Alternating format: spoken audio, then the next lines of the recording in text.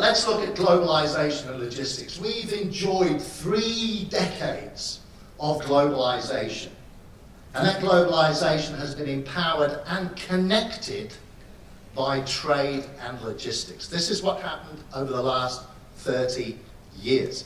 This is the connectedness, world connectedness map from DHL.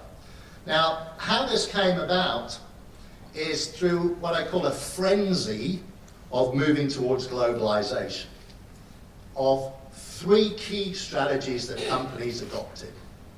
And these terms are often mixed up and they can be joined together. But let me just take you through what exactly they mean. So, 3 things: outsourcing, offshoring, and unbundling. Outsourcing is about who does the work. You can either do it in your own company if you're a manufacturer, or you can have somebody else to do it who is outside of your company. Outsourcing is about who. Offshoring, which is connected, is actually about the where. This is where the work is done. If you offshore the work, you take it from your home base and do it somewhere else. When you do that, you could give it to somebody else to do, which would be offshoring and outsourcing. And then the 3rd dimension is what's called unbundling. This is how things are put together.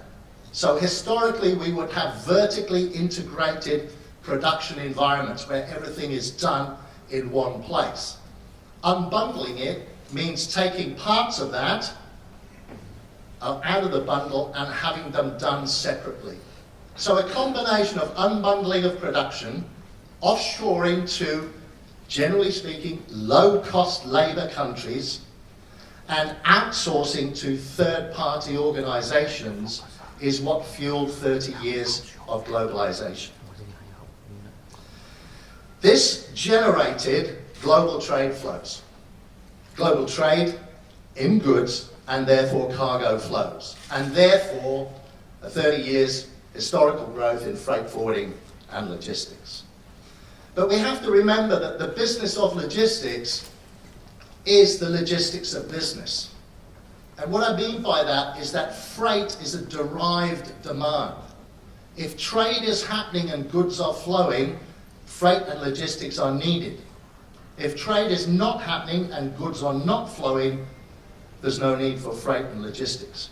So we are derived demand, and therefore at the behest of what's happening in globalization and global trade flows.